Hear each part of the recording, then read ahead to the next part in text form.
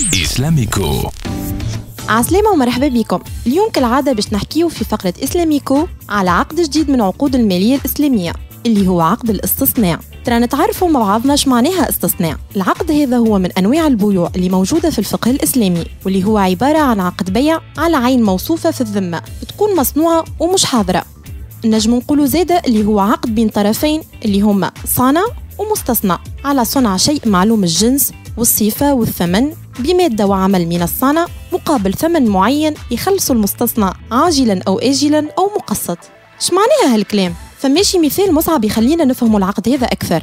ناخذ مثال، شخص يحب على خزانة بمواصفات معينة، مشى النجار باش يصنع له هالخزانة. الشخص هذا يتسمى مستصنع، والنجار يتسمى الصانع، والخزانة هي المصنوع اللي لازم تكون موصوفة في الذمة. يعني المستصنع يحدد المواصفات اللي يحب عليها الكل من القياسات ونوع اللوح واللون وغيرها من المواصفات، ولازم لهنا اللوح والخدمة تكون من عند النجار، خاطر كان اللوح يجيب المستصنع فقط ما عادش تولي عملية استصناع. ويتفقوا زادة على سوم الخزانة وطريقة إخلاصها. تو هالعقود هذه تستعمل فيها المصارف الإسلامية؟ العقد هذا ياسمين تطبق فيه المصارف الإسلامية، وتكون العملية حسب المراحل التالية.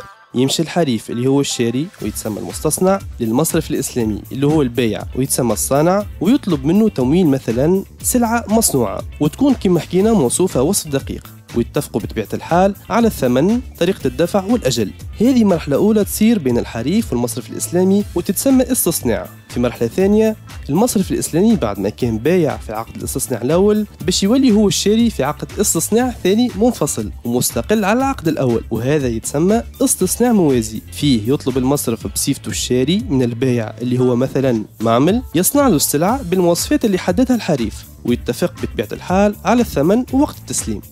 ولكن مصعب، وين ربح المصرف في العملية هذه؟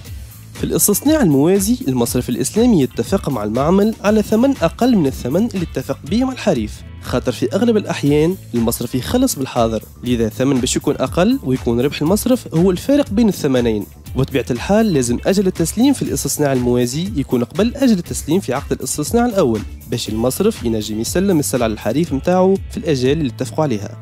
أما على ذكر الأجل ياسمين، فرضاً المعمل وخر على تسليم السلعة في الوقت اللي متفقين عليه، شنو الإجراءات اللي تصير؟